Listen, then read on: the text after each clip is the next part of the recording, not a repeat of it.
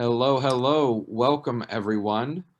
I think this is arguably one of the most exciting Zoominars of this whole Zoominar revolution that we've been in for the past year.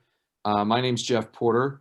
I am the American ambassador for Chianti Classico, or the United States ambassador for Chianti Classico, and I'm extremely excited to be here today with two gentlemen that have shaped my understanding of wine, my career itself, and inspired me to learn more in many different venues and paths in the world of wine. So today we're gonna have a lively discussion and understanding of Chianti Classico. A lot of us can't, well, obviously most of us can't be there.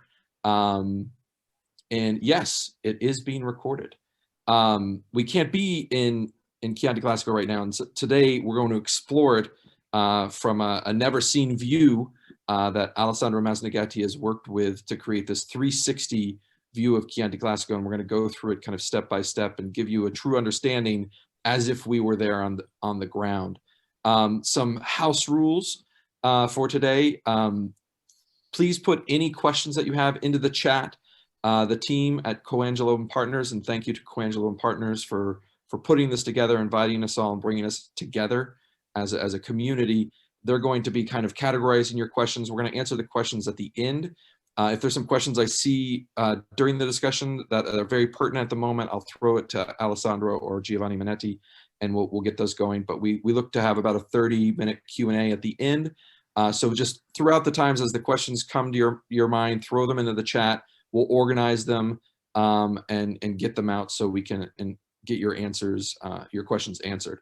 But without further ado, I'd like to introduce a dear friend of mine, a man that kind of helped me put me right in the path of Chianti Classico, the president of the Consorzio of Chianti Classico, Giovanni Manetti. Thank you so much for believing in us and being here and being such an instrumental part in our understanding of this amazing region.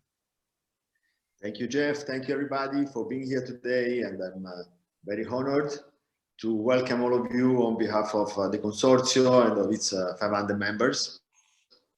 And it's really a pleasure to introduce my two friends, Alessandro Masnaghetti, universally known as the Map Man, and Jeff Porter, the great ambassador of Chianti Classico in the USA. Let me start from the territory. We'll speak a lot about territory.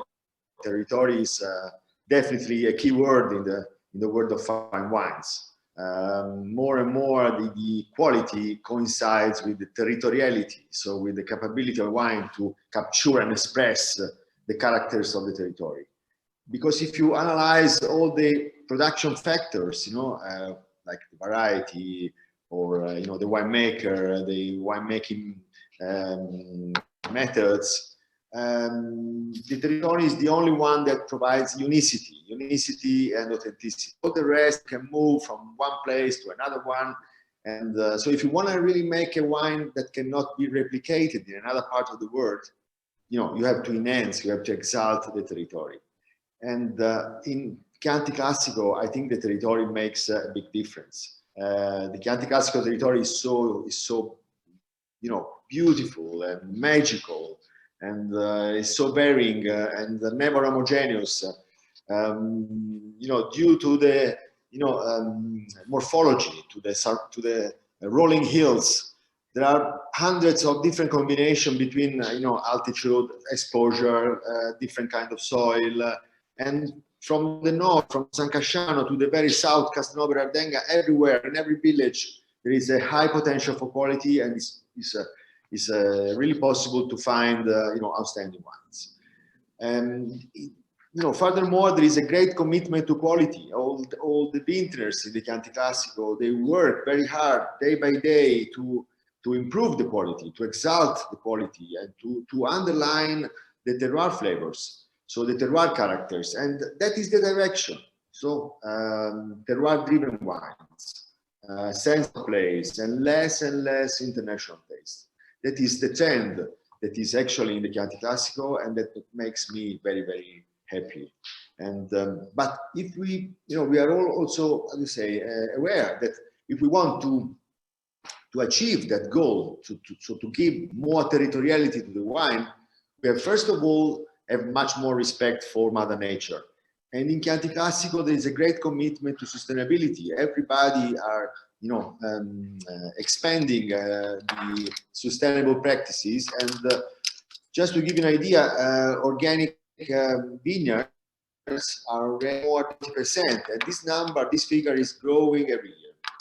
And so respecting for nature, first of all, and second, we have to, as I say, to deep our knowledge about the territory.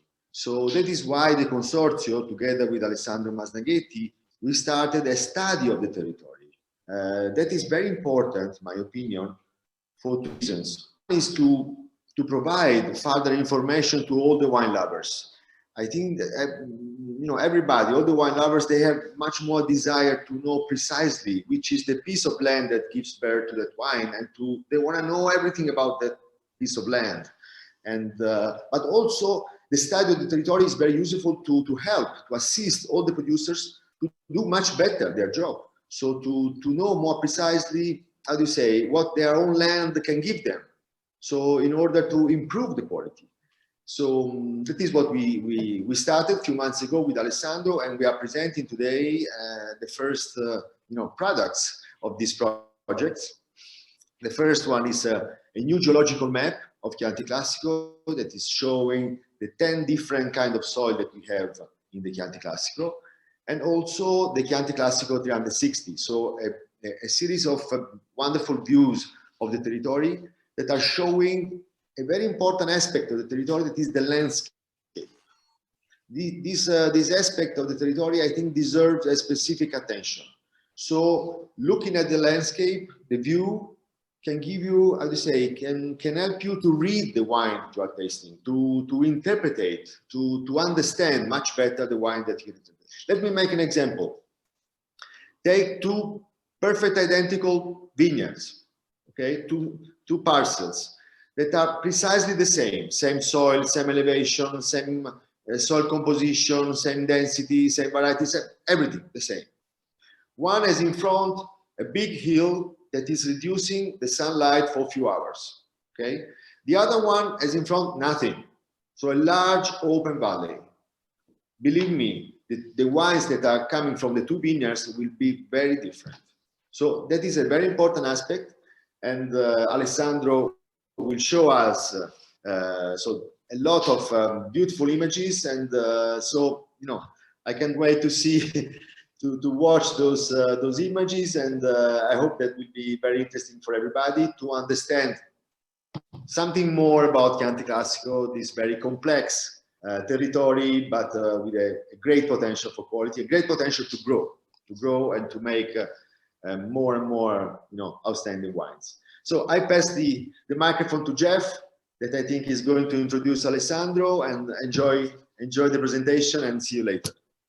Well, thank you very much, Giovanni, and some words for everybody to think as we go into this explanation of what Alessandro has found is diversity. Is you have to think terroir is not just dirt. It's aspect, it's elevation, it's average temperature. Chianti Classico is one of the most diverse landscapes, and just like all great wine terroirs, it's on that same footing of the quality it's producing. And Giovanni, you keep saying potential.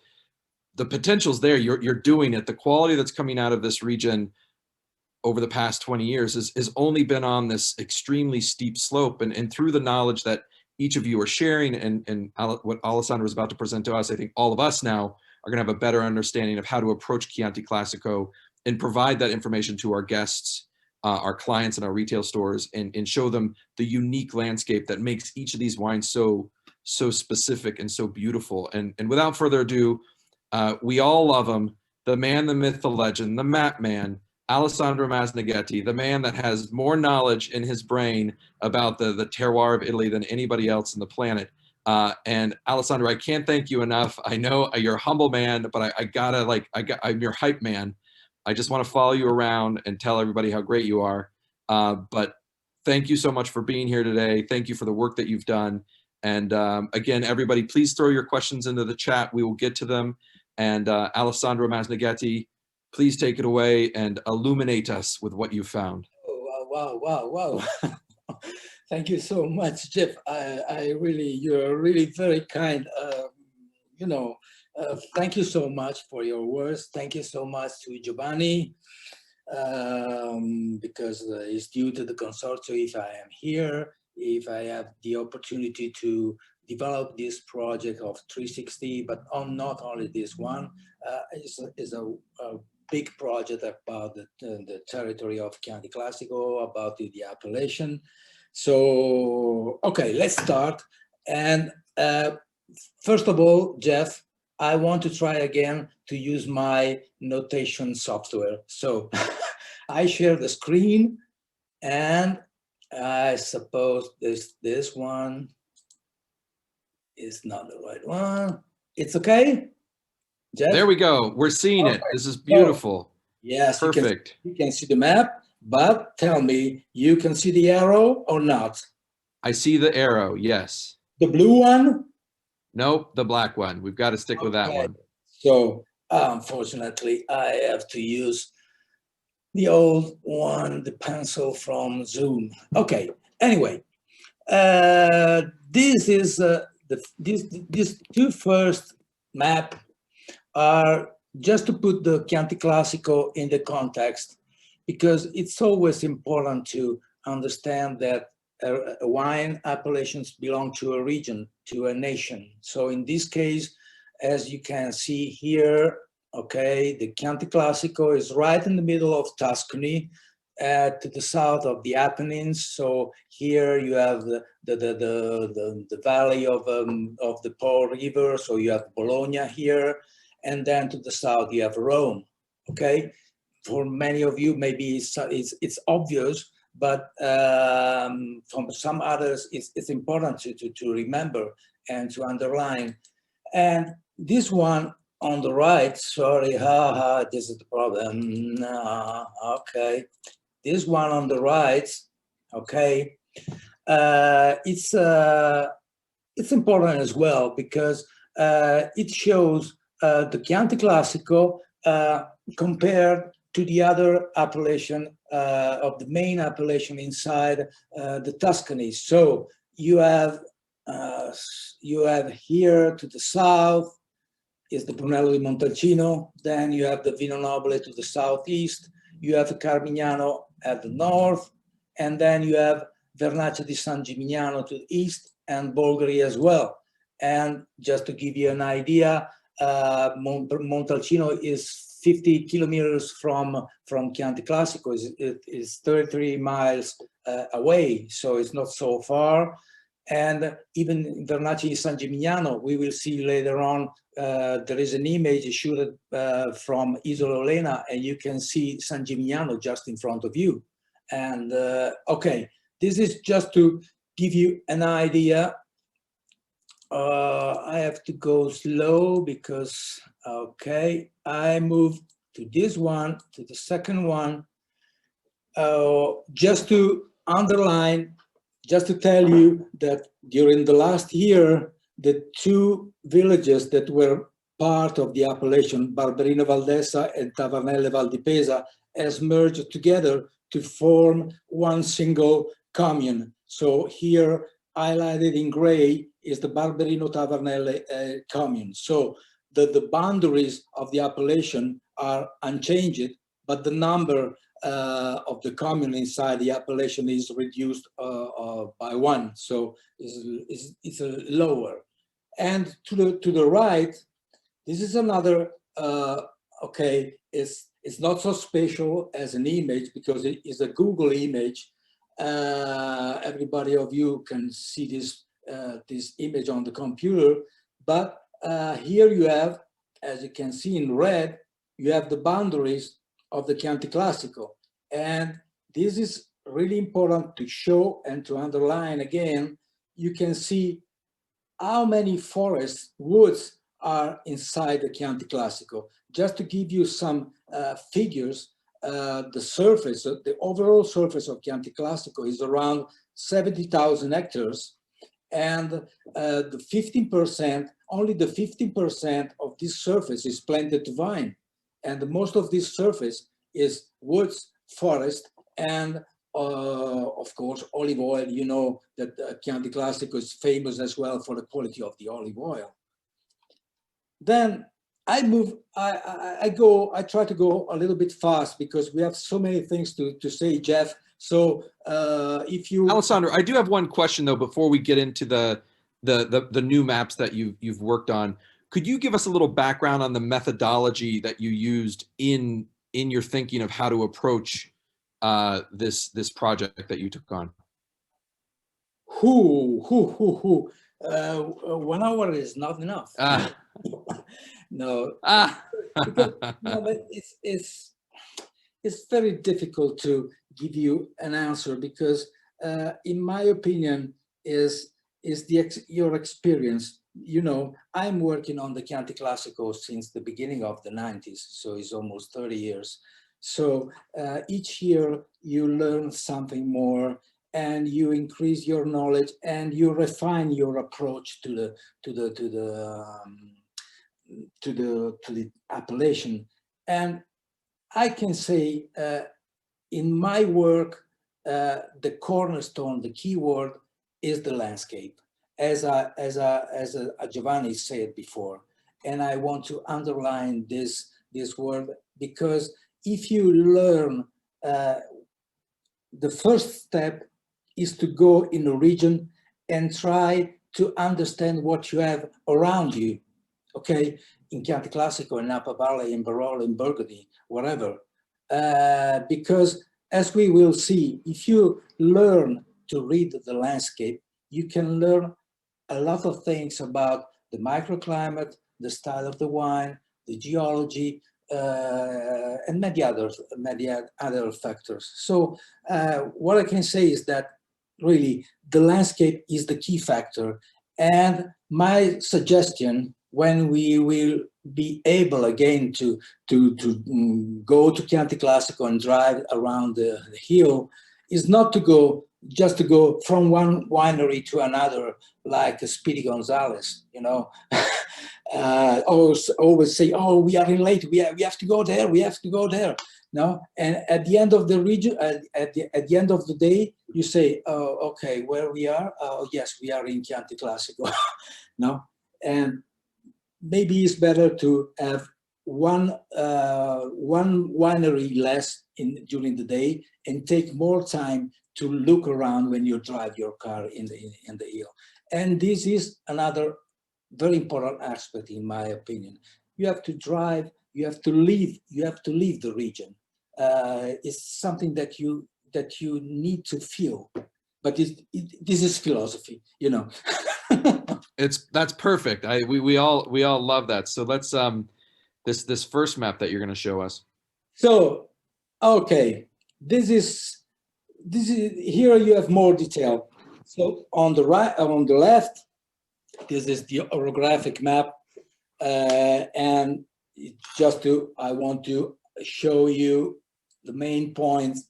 So here in yellow is what is called Monti del Chianti. So it's a mountain range that divides to the east the Chianti Classico from the Valdarno.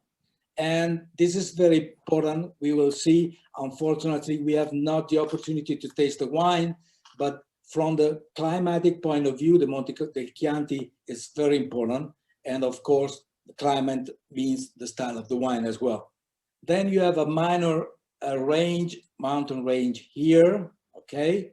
Then you have another range in the middle that divides the north from the south, and it's around Radin Chianti. But what is more important is to compare this map on the left to the map on the right. And the map on the right show the temperature distribution inside the area.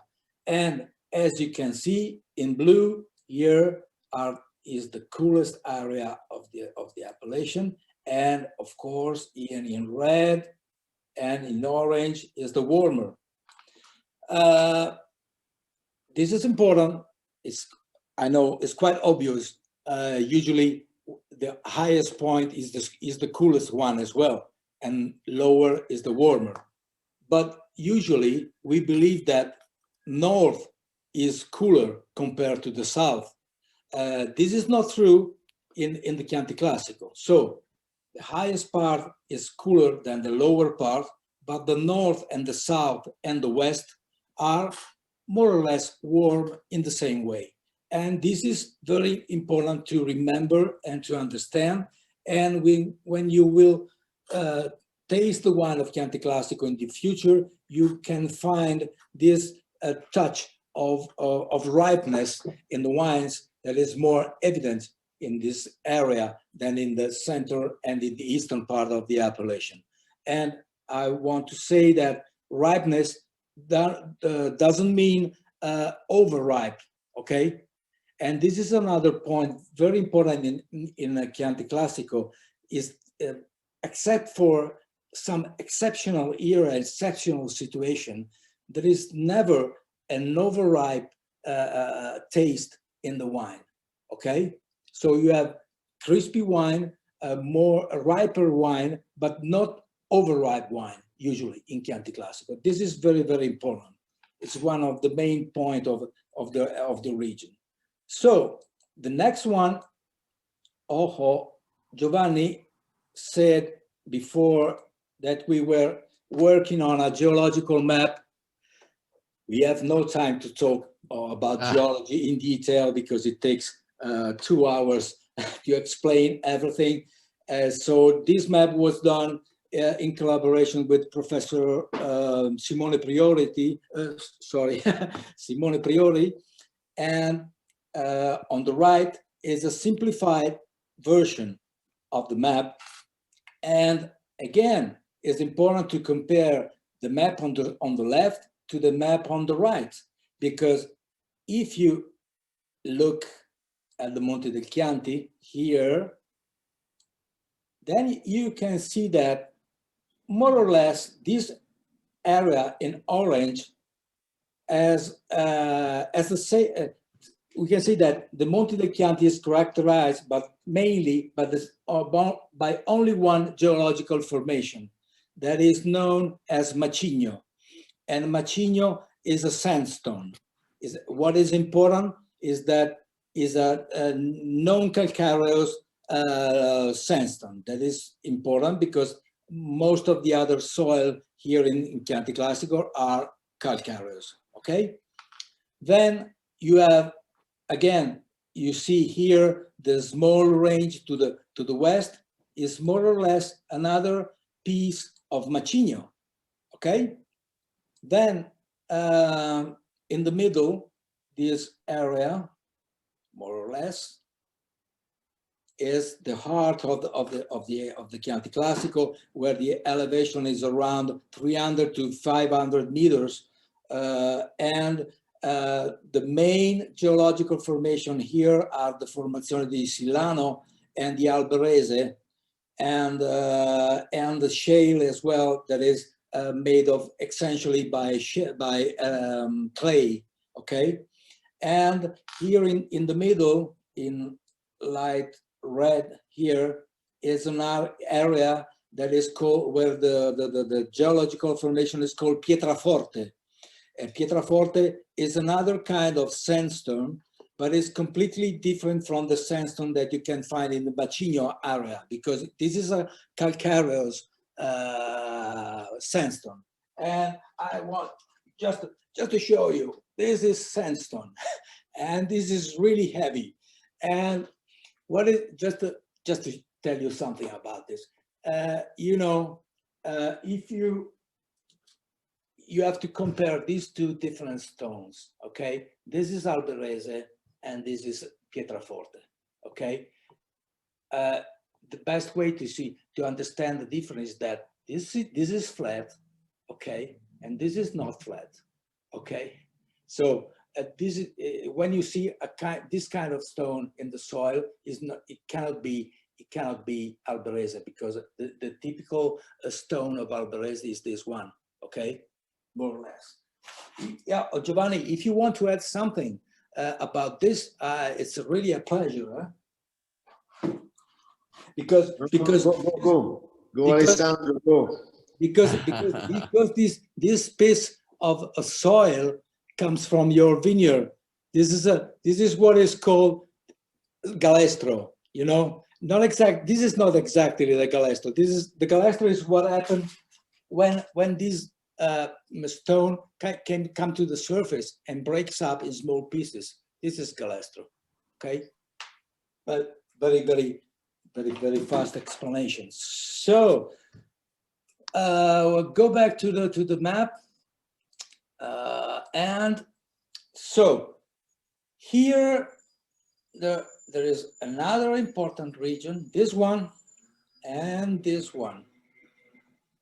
All we have seen so far are geological formation of marine origin, okay?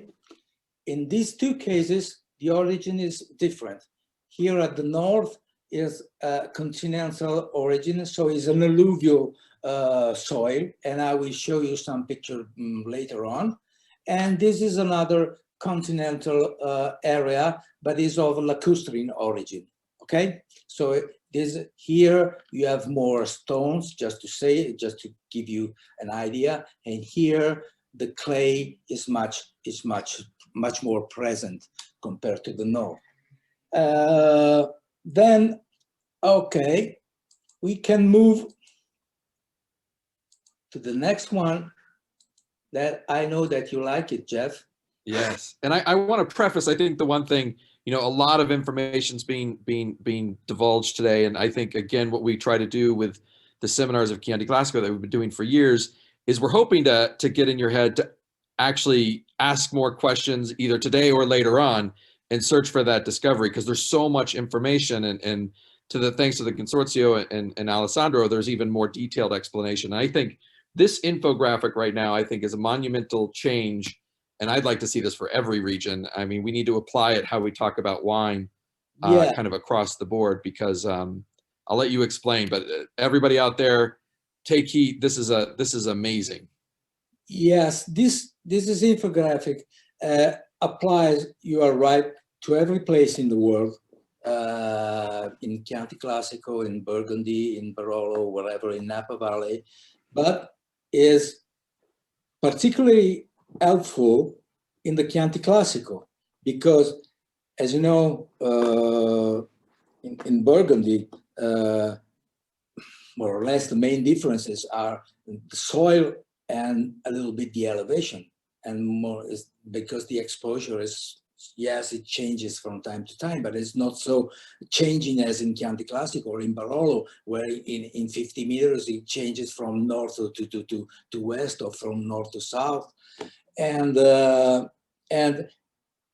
before to go into detail, I want to underline this point because we the journalists, the sommelier, and wine lovers in general believe that the soil is the only answer, okay? Is the only explanation for the quality of wine and the style of wine. It's not so. Maybe it's so where the other factors are not so important. But in a place like Chianti Classico, where the elevation goes from 700 meters to 150, the exposure goes from to east to west, passing through south, you have made great differences in soil. So if you combine all these factors, you can imagine how many differences you can find in the area. And and I've called this factor natural factors. Maybe some of you can say, okay, but the clone is nature. The rootstock is a natural factor as well. In my opinion, it's not so, because the rootstock is chosen by the producer and the variety as well, and the clone as well. You cannot change the elevation. You can change a little bit the texture and the composition of the soil, but you cannot make a revolution. and the exposure as well. Yes, you can change a little bit, a few degrees in the exposure, but you cannot change the exposure of a hill from south to north or from north to south. So anyway, going fast, you can see on the left, on the left, you have the yes, it's always a problem. Left, right. On the left, you have the elevation. So it's quite obvious. We said it before. High means cooler and crispy fruit and more acidity. Low means warmer, darker fruit and lower acidity, more or less. The exposure, of course, the coolest one is the east, and the warmest, less obvious, is the southwest, because usually we believe that the south is the warmer, but it's the southwest that is the warmest. Then you have the south, southeast, and the west. Okay? Then these two hill with the sun is what Giovanni said at the beginning. So if you have a hill, a single hill, right this way, so it's exposed directly to the sun in this way.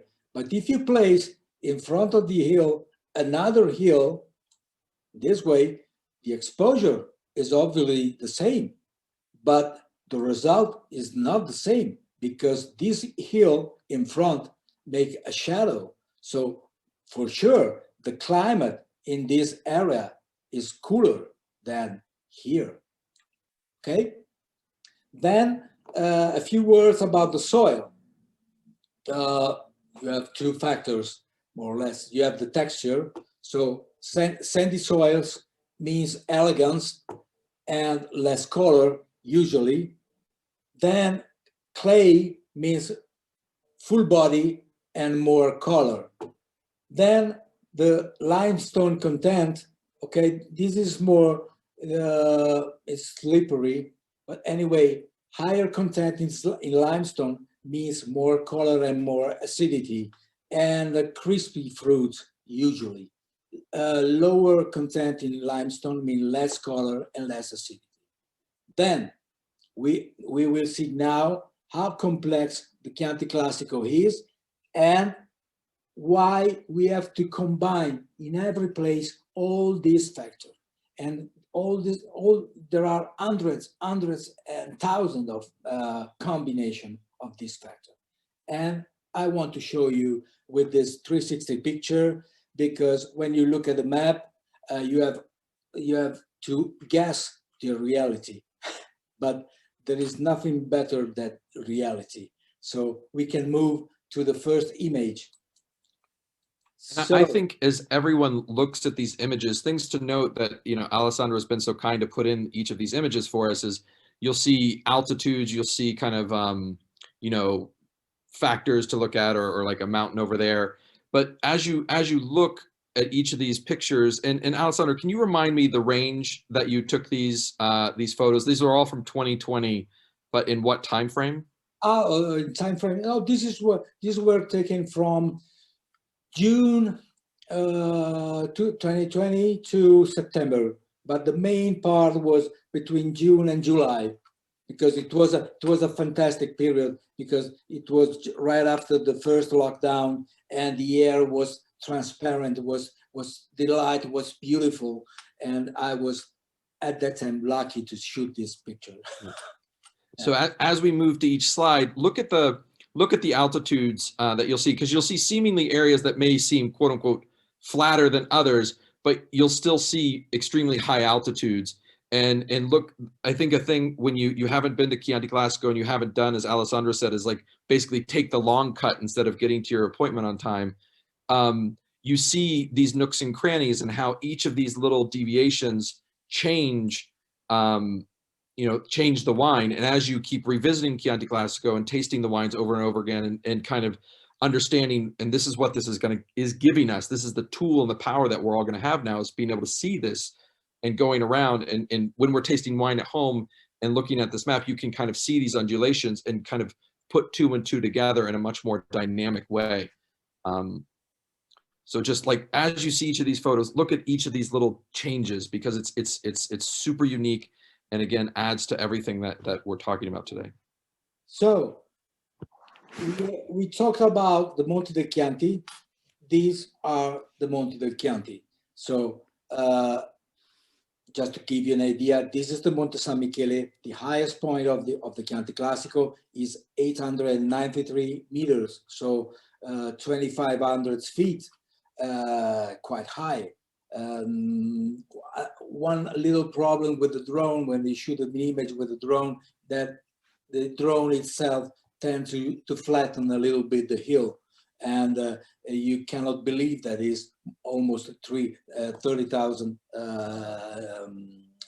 3,000 feet, this mountain. But anyway, this is the mountain range of Monte dei Chianti. In front of you, you can see here the, let me use the pencil, you can see Florence, okay? That is 26 kilometers to the north, okay? Then we can, oh, this is the problem with this, because I cannot move, okay. So if we move to the right, this is what is called Valdarno. And remember, this is completely different from what we will see from now on, because I turn a little bit again to the south, and we can see this is in red. This red dotted line is the eastern boundary of the Chianti Classico, and the Monte Luco here is more approximately the southern boundary of the Chianti Classico. And the Monte Amiata, I said at the beginning, gives you a reference because it's more or less where Brunello di Montalcino is, okay? So it's to the south of Chianti Classico. Then we move, and again, we can see that the Monte dei Chianti divide the center of the appellation from all the other, from the surrounding area of Valdarno. And if we click on the rooster here, we enter, we fly over the Monte San Michele, because we were here before, and now we are in the first main valley of the Chianti Classico. This is one of my favorite picture. I was so lucky that day. I don't know, I love so much. But anyway, you have, this is the Greve Valley that looks simple, you know, is a straight valley that goes from south to north in the direction of Florence to the north, and you have, as any valley of this kind, you have a right bank and the left bank. Okay, so the right bank is the one of Ruffoli, and the left bank is the Montefiorale area and Panzano. So it looks like homogeneous, no? But if you try, if you turn little by little the image, you can see that this is the eastern. This one is the eastern side of Panzano. Okay. Now we can move a little bit, and you can see that immediately the vegetation changes. You have a range here right in the middle between Panzano and the area of Lamole. Of course, the altitude is different because Lamole is almost 600 meters, and some vineyards goes up to even 700, you know.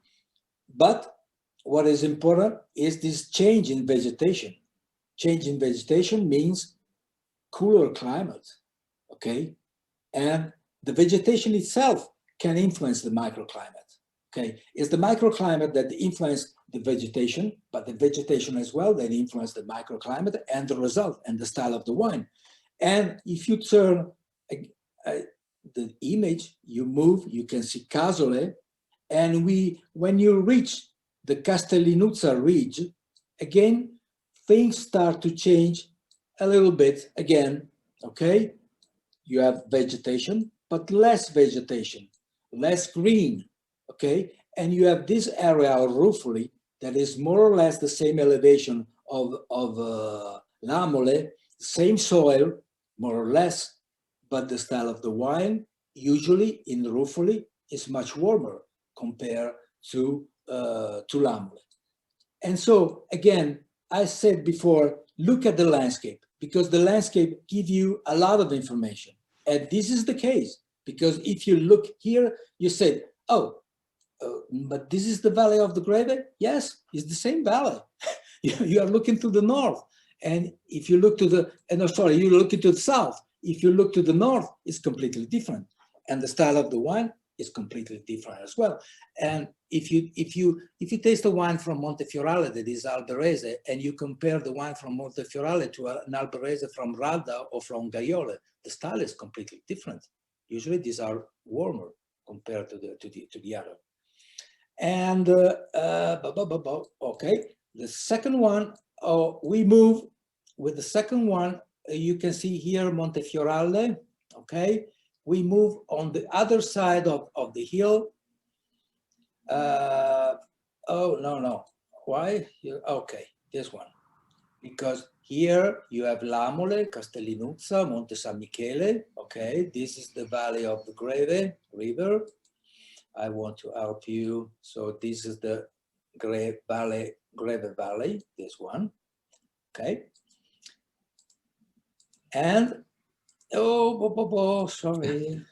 And if you turn the image and you look at the landscape again, you can see that the shape of the hill is changing. Not only the vegetation, but the shape of the hill is changing. Here you have rounded hills, lower hills. What it means? It means that you have a different geology. It's like in Barolo, you know, if you look at the hills of Annunziata, you compare the hills of Annunziata to Serralunga, the shape of the hill is completely different. And this is due to the soil. Serralunga, there is much more sand, and there is more clay in Annunziata. This is the same. You have more clay in the area of Strada in Chianti or La Madonnina. And if you move here to San Casciano, you enter in that area that I showed you before, that is the alluvial area of the Chianti Classico to the north. And it is, you can see much better here, what is the main characteristic of this area? It's easy to see. Again, look, it's a straight line.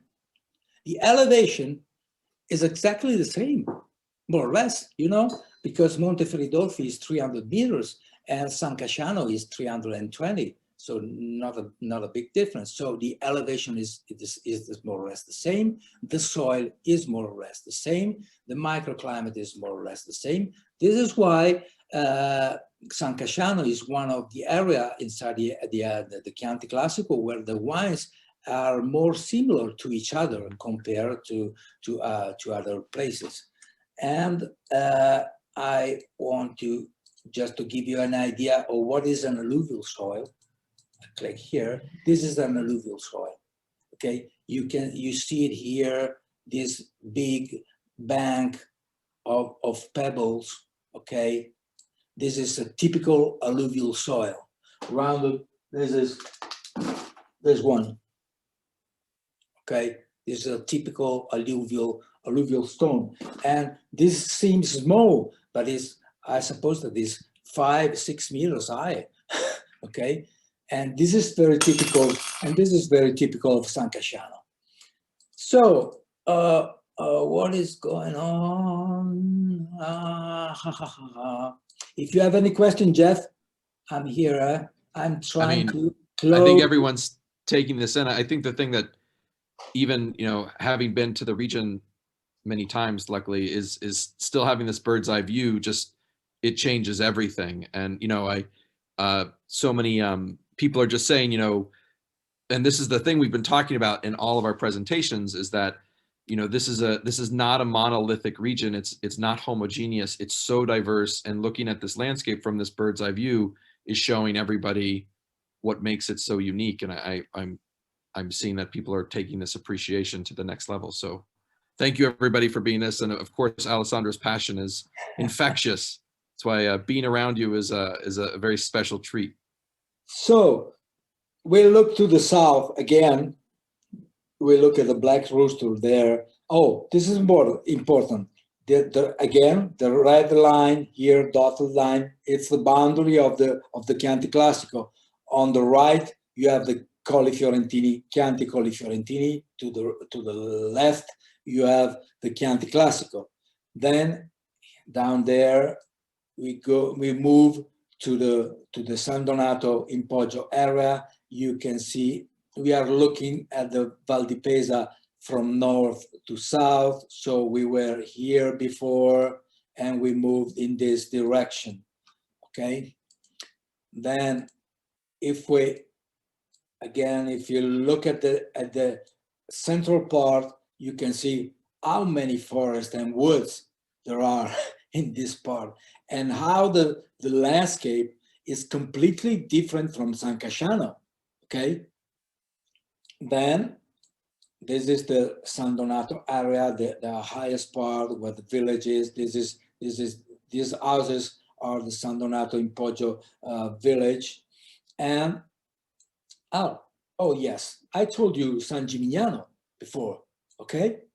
Here in front of you, this is San Gimignano, okay? Of course, this is a picture and you cannot see the towers, but if I can guarantee you that if you are in San Donato in Poggio or Isole, you can touch the tower of San Gimignano. Really, it's fantastic. In a day like this, it's what you can do. So I move to the next one, and this is San Donato in Poggio again. So we move 2 kilometers to the south, so not so much. But this is a quite famous area of Chianti Classico because this is the area of Isole and Olena, and you have Monsanto to the west. There's one. You have Monsanto, and again you have San Gimignano in front of you. And here is important because I want to show you some very fast some pictures of the soils. These are the soils in the upper part of Isole. You are really is a very particular place because you are at the crossroad between Pietraforte, Alberese, and Formazione di Sillano. So it's very difficult to give a definition, technical definition of the soil of Isole because there are very different soil. But this just to give you an idea. Then if you move in the lower part of Pianamici, you can see that the soil, the stones becomes smaller, okay? But the big difference is here. This is the Monsanto soil. And Monsanto is a big hill made of Pietraforte. But at the top of the hill, you have big spots where the soil are sandy soils. And you can see perfectly, this is pure sand.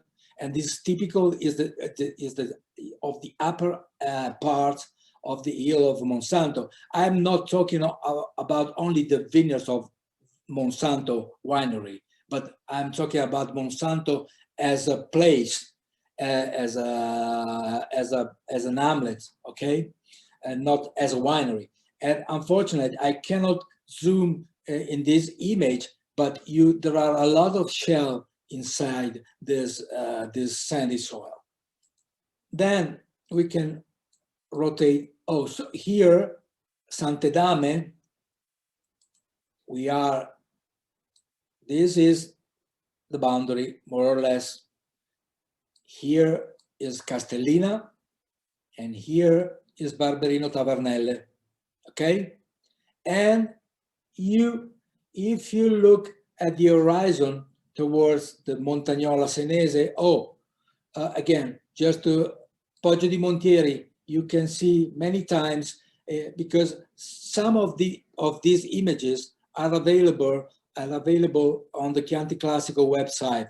So you can go there and you can move through the images with you can take your time, read the explanation, and you can see many images. Poggio di Montieri. What means Poggio di Montieri? Poggio di Montieri means Maremma, okay? Castiglione della Pescaia. And here, more or less, is Poggio al Pruno, that means Bolgheri, okay? So in this direction, you have Bolgheri. But we can go back to Chianti Classico, and if you look in this area, you can perceive another little change that is more evident here.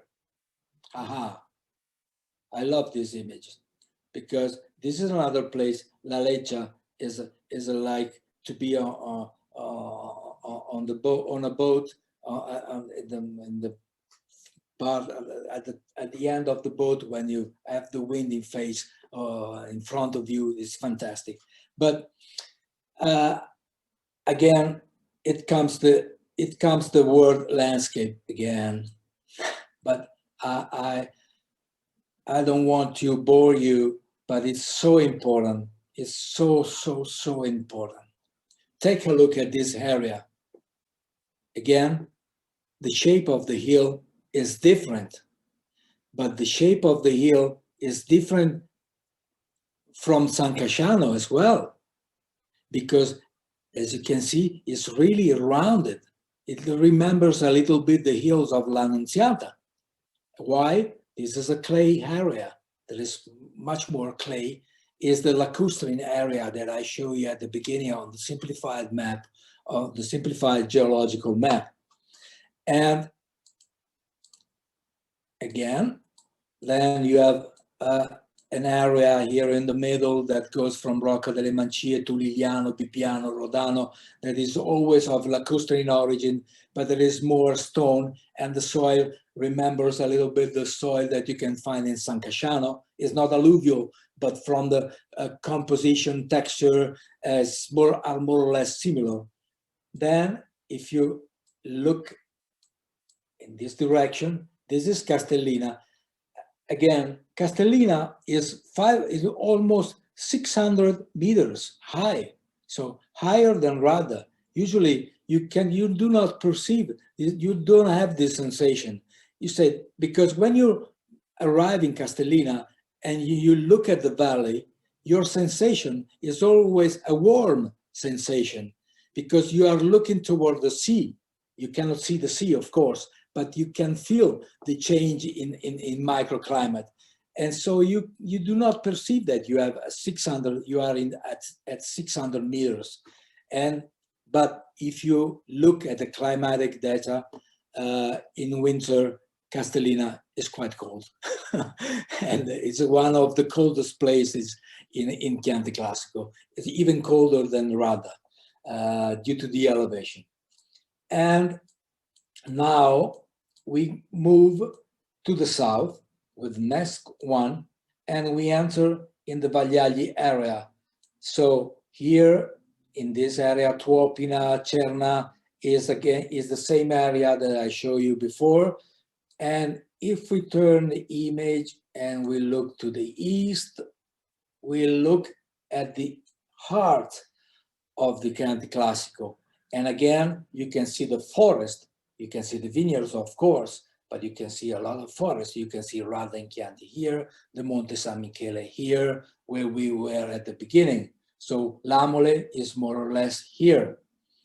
And I want to use, so just to give you more, this is more clear. So Lamole is more or less there, okay? So then you have Radda here, then you have Gaiole here. I will show you Gaiole as one of the last image, more or less. So remember where Gaiole is.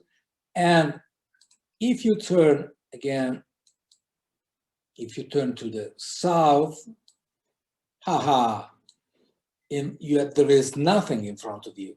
This is what Giovanni said at the beginning. If you have a hill with another hill in front of you, or if you have a hill without anything in front, it's completely different.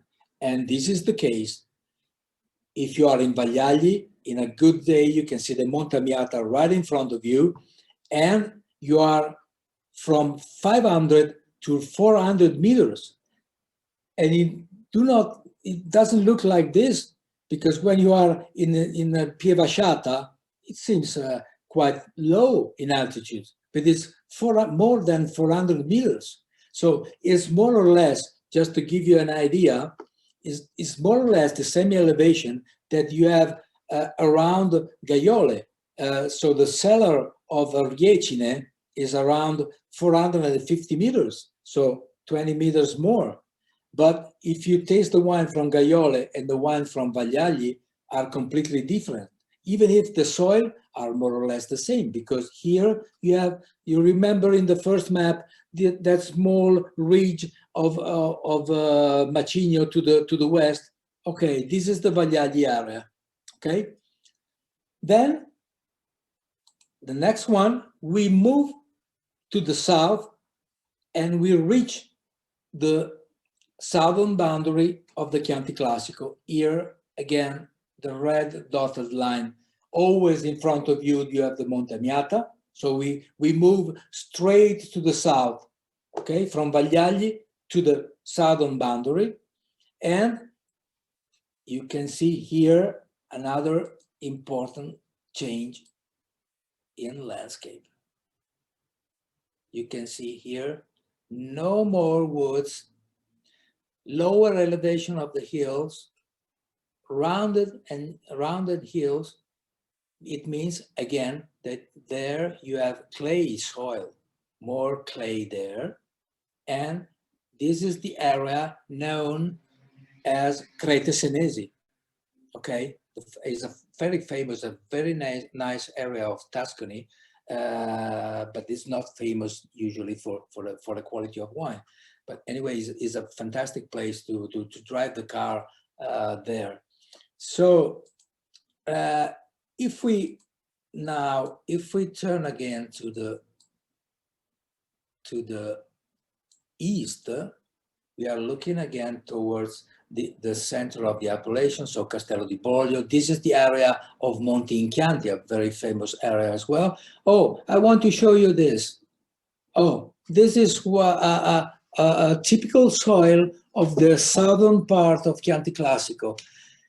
Is a sand, is a yellow sand that locally is called tufo senese, but actually is not tufa, because you know tufa is a volcanic stone, and this is not volcanic at all. This is a marine sand, and has this particular yellow color, and usually it's used to pave the track during for the horses during the Palio di Siena.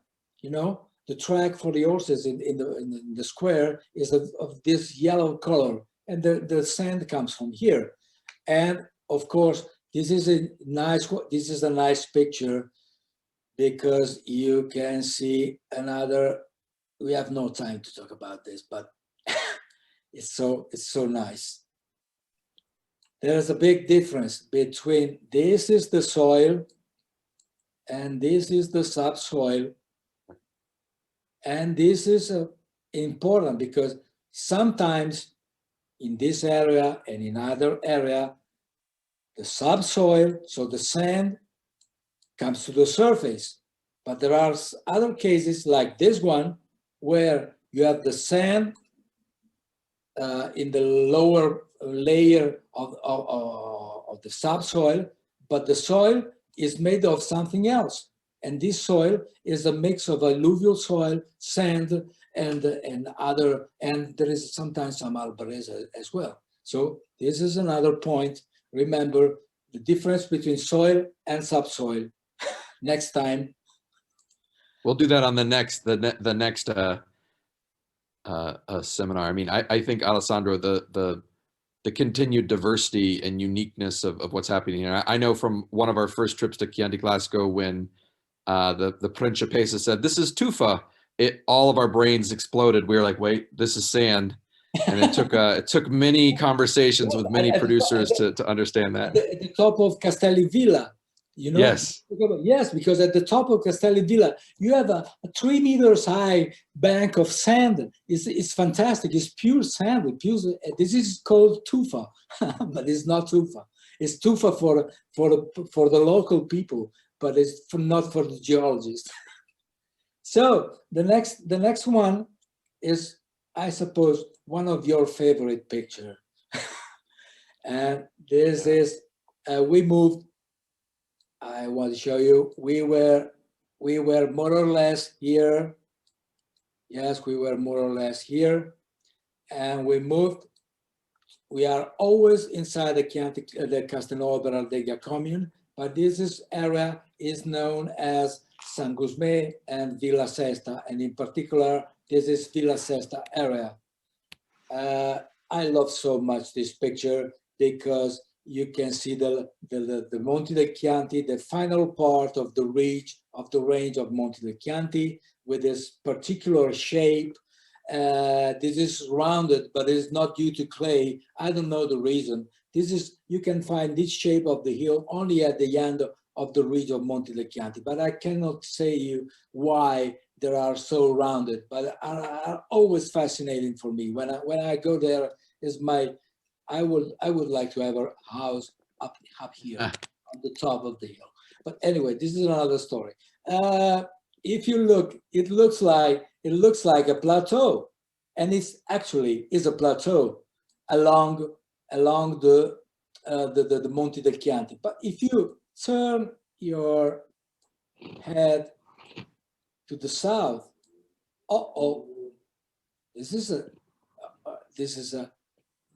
this area has two faces, so you can feel the mountain, but at the same time you can see the Crete Senesi. You're right in the middle, and the elevation, it's always Villa Sesta. It's always more than 400 meters. It looks like that you are in the plain. It's not so. It's at 400 meters. So here you have the influence of the climate. So you are at the south. That is, so the climate is warmer to the south as in the north, but you are at the same time at 400 meters. So it's not so warm because you have the forest here and you have the Monte del Chianti. And if you look, this is the same view, the same area from another view. This is the place where I want to have my dream house, and these are the hills that I showed you before. This is the plateau. This is the plateau that goes from San Felice, sorry, is here, Bossi and Villa Sesta to San Gusmè. Here you have the Crete Senesi, okay? And the big difference is clear now. If I turn the picture, what happened? We enter again in the range of Monte del Chianti. This is the pure forest. The only vineyards that you can find here is Fietri, small one, San Vincenti here, and something at Rosenano. Maybe they have planted something here recently. And that's all. And as you can imagine, the presence of wood, of forest, has a big influence on the climate. But at the same time, look here, you have Castello di Broglio. So it's incredible. So a big part of the Castello di Broglio estate is here, Monti del Chianti, but the Castello di Broglio is built on a macigno hill, okay? So it's the frontier, it's the boundary between the viticultural area and the forest area of the Monti del Chianti. Then we move again to the north because, sorry, too fast. This is Castello di Broglio, just to give you a reference point again. So Monte Amiata, and I turn, wow, there is always the two.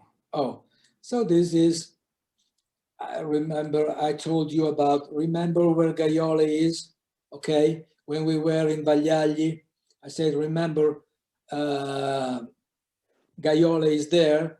And if you compare in your mind the landscape of Vagliagli with the landscape here in Gaiole, it's completely different. I told you before that Riecine, it was, I said 450 is 490, or maybe the vineyards is a little bit lower. But anyway, it's not a big difference in elevation. But if you look around you, you can see that Gaiole, wow, a lot of forest. So this presence of woods has really a big importance on the microclimate and on the style of the wine. So here, Riecine, Barbischio, Castagnoli, so it's a place where the elegance is the main factor. A different elegance from Radda, but unfortunately we have no wines, and it's difficult to explain difference without a glass of wine in front of you. But if you take your time, take a bottle from Radda, take a bottle from Gaiole of the same vintage, and make a comparison, and to understand what I'm saying. And I know that it's obvious, but I want to underline: use the same vintage to make this kind of, when you want to make comparison about the character of the style of the different areas, you need to use the same vintage, because you know, the character of the vintage, more or less time in bottle can change a lot. And in particular with vintages like the recent vintages like 2017 and 2018 that are so different from each other. So that's it. But I don't want to teach you about your profession. No, I don't want to. Well, and I think, Alessandro, again, the key, just to reiterate this and force this home, and Giovanni and I have talked about this a lot, is all of these pictures have shown us so much biodiversity. This is not a monoculture. So like if this was a picture of Barolo, or if this was a picture of Burgundy, it would be 99% vines and maybe a few hazelnut trees. And here, and when you're in the vineyards, I think the biggest thing that I've really taken away is in 2017, when I was in the vineyards surrounded by the woods, the temperature climbs, the different temperatures as you go from different place to different place, and the concentration of woods around it. It's unbelievable the impact it has on those vineyards. Because I think from an outside perspective, at least, you know, in New York, it's not something that's top of mind. But once you're in that vineyard and you look at all this biodiversity, you can really see its impact on the wine itself. Yeah, but yes, because you know we are going fast. But if you look here, this is olive trees. Here you have olive trees. Here. So we are focused on vineyards. But if you take your time with the images that you can find on the Chianti Classico website, you can see all this detail with other culture. Okay. Oh, this is another place where I would like to live, is Vertine. Oh, it's a very beautiful village. Maybe there are only 5-6 persons, not more, but it's so beautiful. I've been there with my wife on the bike, but it is another story as well. So let's go to Radda. Here's the last one. This is the last picture. This is Radda, shoot it from the east. So again, I know Vertine. Oh, this is Vertine again. So, and this is Gaiole. Here is, you cannot see because he's behind the hill, but it's more or less there. So we are not so far. And you can see that the situation is completely different, because Gaiole is at the bottom of a bowl, okay? while Radda is exactly the opposite position, is at the top of the ridge.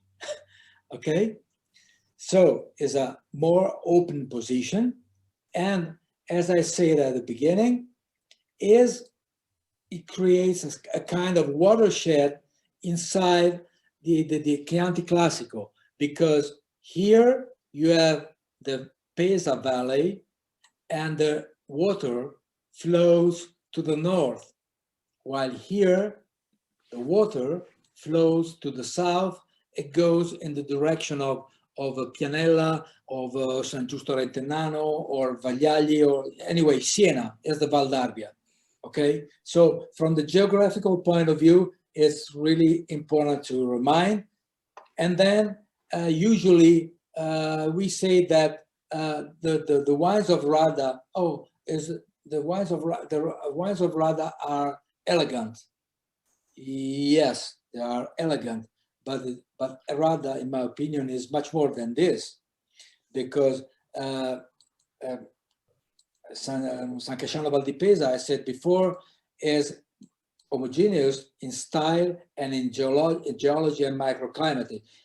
It's not a problem. I love the wines from San Casciano, of course, but Radda and Chianti has many different shades inside its territory, because if you look here, for example, you move from Volpaia at the top, that is 600 meters, and you go down here in this area, the area of Corno, that is around 300 meters. So for a grape variety like Sangiovese, 300 meters, it's a lot. But not only for a grape variety it's for Pinot Noir, it's the same, for Chardonnay is the same, for Nebbiolo is the same. 300 meters in a situation, in a mountain region like this, it's a lot. And the style of the wine is the same. It changes in the same way, because Volpaia is fruit and elegance, crispy fruit. Here in the middle part of the valley, the wines has more structure, as fruit, but usually has a more tannic character compared to Volpaia. And again, if you move here in this area, you can see the difference. This is the vineyards of Istine, and this is the vineyard of Monte. Sorry, I try to change. Give me a second. So, it's better. So we are talking about differences on a macro scale, okay? So we are talking about the style of Radda, the style of Montevertine, of Gaiole, of Pagliagli.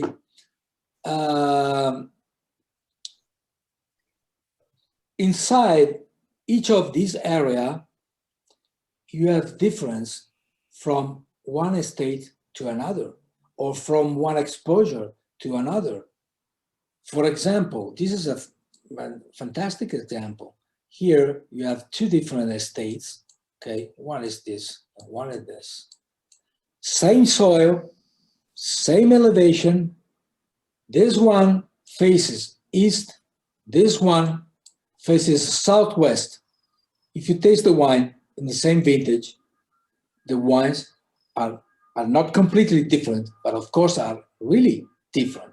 So that's why I say that Radda is much more than elegant wine.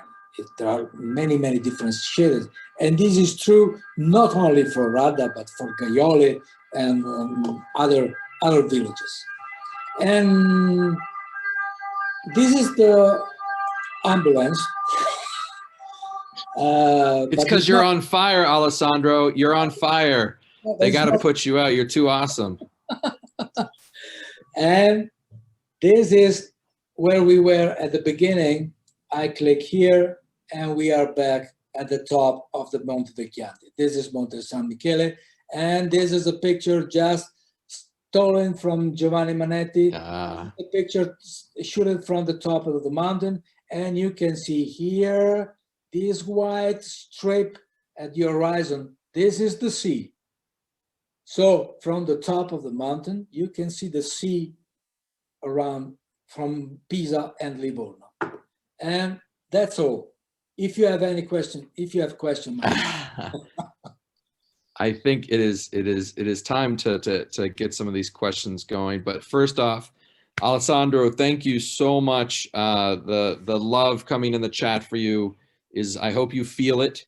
It's palpable. I mean, I think what you provide to us as individuals and our industry is indispensable. And you know, I haven't been able to go back to Chianti Classico since the late 2019, and you today have made me feel so much closer, and I can't thank you enough. And hopefully everybody out there seeing the uniqueness, the diversity, and you know, we will continue in the United States to do these seminars, to do the horizontals as Alessandro. If you haven't come to our tastings in the past, you know, just make sure you either DM me or something, and we'll get you on the list, because they're extremely informative, and you just see this isn't it's a place, and you can see how passionate Alessandro is. I can't get enough of Chianti Classico. The wines are dynamic. Giovanni has been you know, instrumental you know, with his family and all the producers for making this happen. So I think there's some you know, with the question. So real quick, Giovanni, this question is for you. The low intervention approach to winemaking has become popular in many areas, both in the vineyard and in the cellar. Are these type of wineries and wines popular in Chianti Classico, or becoming more popular? As I mentioned before, there is you know, a great commitment to let increase these sustainable practices, and so less intervention is one of them. So organic and biodynamic are growing and growing every year, but even in the winemaking, there is much more confidence on Sangiovese. So the proportion between Sangiovese and international varieties is very different than before, and everybody are working both in the vineyard, in the cellar, in order to exalt the terroir flavors. So you know, low intervention and respect for nature, but also in the winemaking, you know, they don't do so much extraction as before. They don't pick the grapes, you know, overripe as sometimes happened, you know, in the past. So lower and lower sulfites addition. That is another, you know, sign of lower intervention.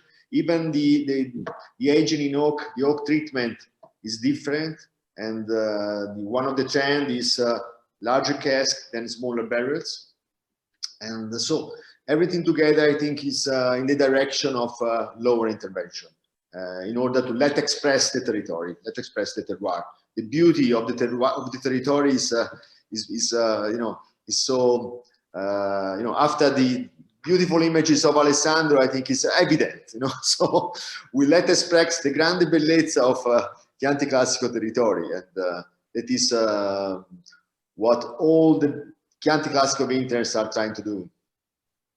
So Alessandro, there have been many questions on, are these maps available on the Chianti Classico website? I know the 360 images are, but how can people see these maps again?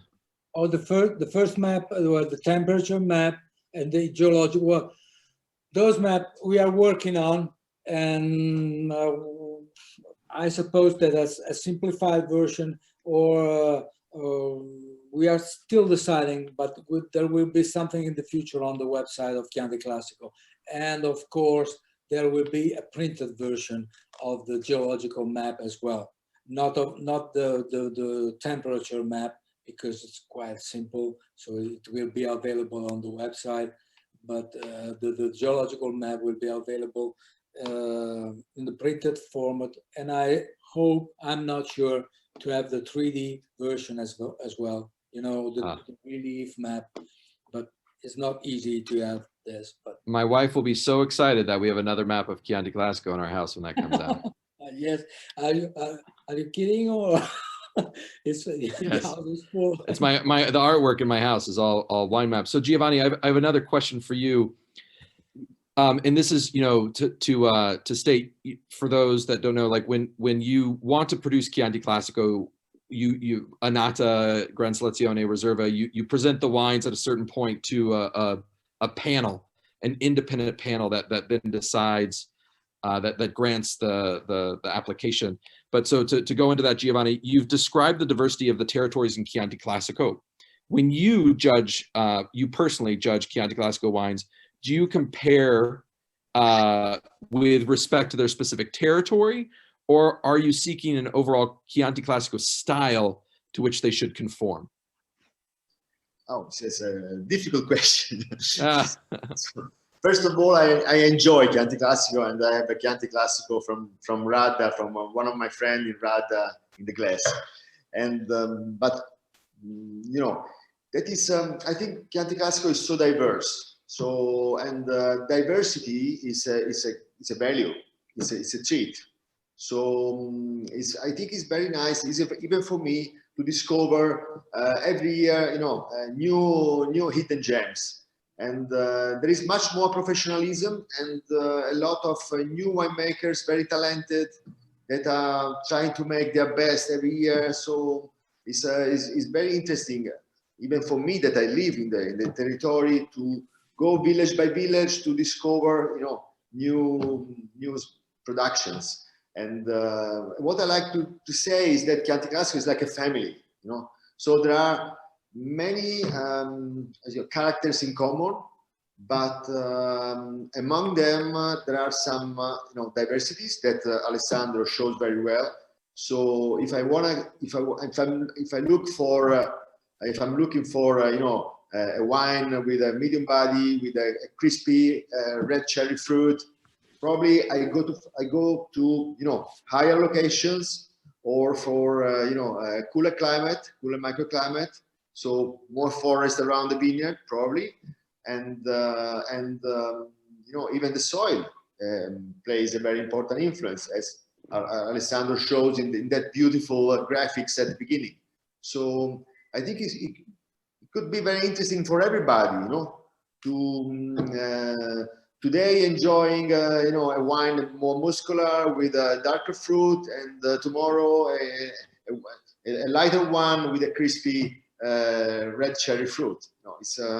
There's a lot of variety, and all of them are great. So sometimes I prefer the one with more body, sometimes a more elegant one. So there is much. I think it's a treat for everybody, also for the restaurant. So my dream is to find in the restaurants, wine list with a larger range of Chianti Classico, village by village. Why not? It's been done. It's been done. I know you were the first. Yeah, we did it. So we have another question here, Giovanni. With all this work that's going on within the Consorzio and with Alessandro and the producers themselves, and just to piggyback that, in my 20 years of wine and over a decade specifically focusing on Italy, the work that the Chianti Classico Consorzio members have done together, I think far outshines many other regions. Like the actual the exchange of ideas has been greater than it ever has been, and I think that's led to so much for the region as a whole in terms of quality, and just sharing all that information has been unique. And that again goes back to that family idea that you were talking about. But this leads, what we've talked about today, will it lead to a single vineyard system similar to what we find in Barolo Barbaresco with the MGAs? Is there status? This is a multi-part question. And what is the status of putting more information on the label in regards to, appellation, like more granular appellation, village or Luddites, the Vigna, kind of like how they've done now with Cruz and Barolo? This is very important. Very important matter, and we are at work since a few years on subdividing the territory menzioni geografiche, so in smaller but more homogeneous micro areas on a commune basis. And we are crossing fingers, we are at the end, we are ending that project. So I hope that in a short time, we could see the name of the village on the label, probably starting from the top, so starting from the Gran Selezione, but I hope that year by year we'll expand this introduction of the name of the village on the label even to the other kind of wine, other typologies. And this is something that we are doing in order to satisfy the desire of the consumer to know more precisely, which piece of land, which part of Chianti Classico is gave birth to that wine. And so wait a little bit more time, and you'll see the end of this project, and finally the name of the village on the label. With all great wine, it takes time. This is not a it's not a speedboat. Regarding the vineyard, we are even right now we are allowed to put the name of the vineyard if we want, and there are a lot of wonderful single vineyard Chianti Classico. Some of them they are labeled as Gran Selezione, some others as Riserva, but it's already possible to put the name of the vineyard on the label.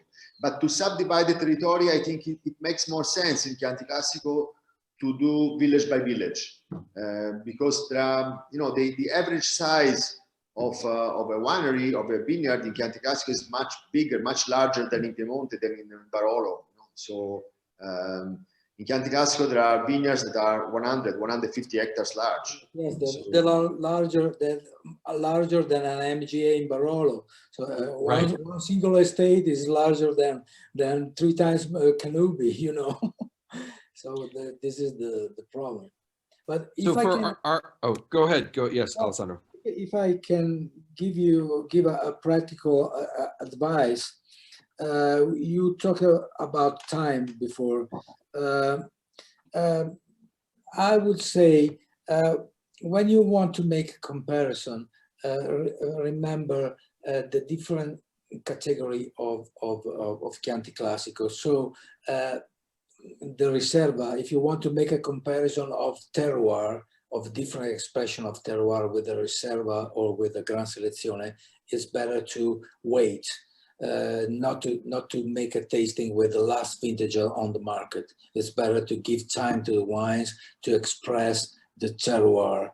And if you, otherwise, if you want an immediate answer from the wine, it's better to use a regular Chianti Classico, because in this case, it's easier to feel the spirit of the terroir. Just a practical approach. No, 100%. So everybody out there starting your Chianti Classico tasting group, take note. Start with Annata. It's where you're going to get the kind of the most immediate understanding of the terroir itself.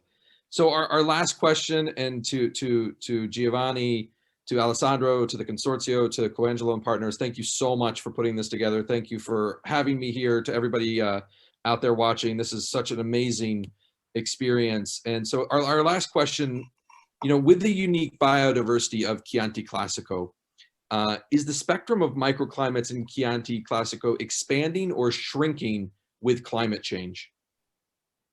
Oh, well, it's for me? Yeah. It's for both of you. Okay. Yes, it's better Giovanni, because he lives every day in Chianti Classico. No, Yeah. first of all, regarding biodiversity, I like to specify that the surface on the vines is only 15% of the total surface. So the majority of the territory is covered by woods, that is more than 60%. So that can give you an idea about how the biodiversity is rich in the Chianti Classico. Then regarding the global warming, there is a climate change. Undoubtedly there is a climate change, but I think that Chianti Classico is a territory that can face better than other territory this problem, because the average elevation is higher, it's quite high, and there is a lot of forest that is making the microclimate cooler than in other situations. So at the moment we are facing quite well this problem, and we have also another tree that is the Sangiovese. Sangiovese is a variety that has quite long ripening time and has a natural very high acidity by nature. So it is a variety that can resist quite well to even in hotter summer or drier summer. So at the moment we are facing quite well. We are also changed some of our practices. We are leaving the surface of the vineyards covered by grass, by the cover crop, and that helps a lot to maintain, to preserve the humidity in the soil.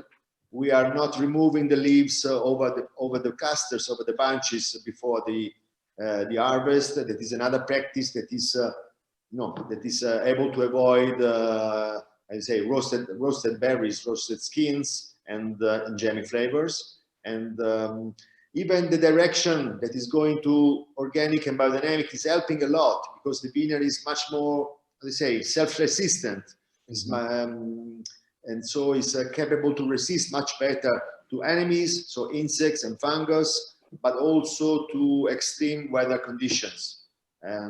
So we are at work. We are at work, and we are confident that even in the future, it will be possible to make great wines in Chianti Classico. Alessandro, if you want again, aspetta, non ho sentito cosa? Se vuoi aggiungere qualcosa. No? Oh no, I have a question. I have a question for you, Giovanni.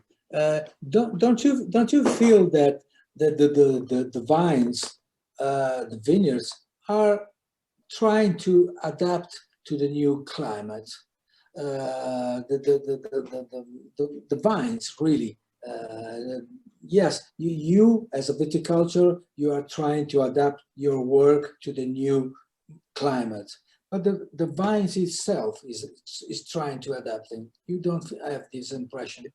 That is a very interesting question, and I have the same, how do you say, the same idea, but I have to do some tests, yeah, and to prove that that something like that is happening. But probably yes, as every live organism, there is even in the vines there is the capability to adapt to different conditions, to the change of the conditions in the environments. And probably you're right. Probably you're right. It's something very new, even for me. So I have to see what happens in the next future. And but probably it's true. Yes, I have this impression. Okay. Well, soon let us all hopefully be together in person with a glass of Chianti Classico, enjoy each other's company. I'll cook a bistecca fiorentina for everyone, and we'll have a good time.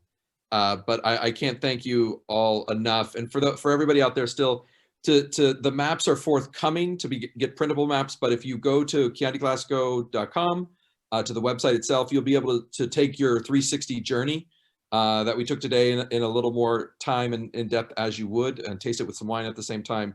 But thank you all very, very, very much. And we look forward to seeing you soon.